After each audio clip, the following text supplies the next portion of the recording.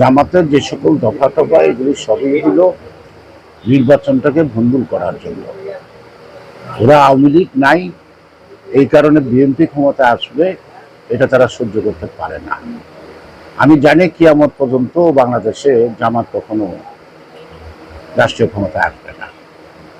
অন্য দল আসবে, কিন্তু ওরা আসবে না, এটা শিব। ওরা পাকিস্তানের যখন আন্দোলন হয় তখন পাকিস্তান আন্দোলন ওরা বিরোধিতা করছে। আজ পর্যন্ত জামাত পাকিস্তানে কখনো আসন পায় না। জামাত কিন্তু ভারতেও আছে, শুধু বাংলাদেশের না।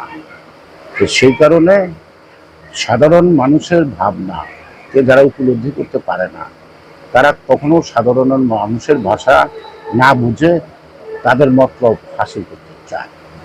সেই কারণেই বলবো যে আমরা স্বাধীনতার যুদ্ধে যেমন আমাদের রক্তদান আছে, জীবনদান আছে, আমাদের শ্রম আছে, এবং প্রত্যেকটা আন্দোলনও পরিবর্তনে আমাদের শ্রম আছে।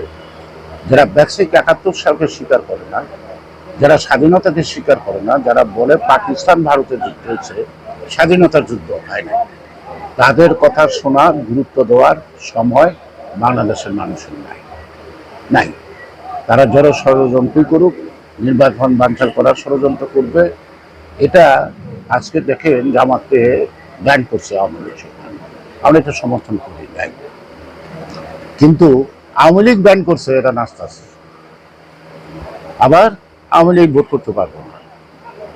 আওয়ামী লীগের যারা অপরাধ করছে তাদের বিচার হবে, কিন্তু দল করতে পারবে না, এটা কেমন কথা? আর সকল রাজনৈতিক দল ব্যান করে কখনো রাজনীতি হয় না। তো এখন আওয়ামী লীগ নাই, এখন বিএনপি থাকবো না, ৭১-এর রাজাঘাটার দেশ চালাইবো, আর এটা আমরা মানবো, এই বেচা থাকতে হবে নাকি? অসম্ভব।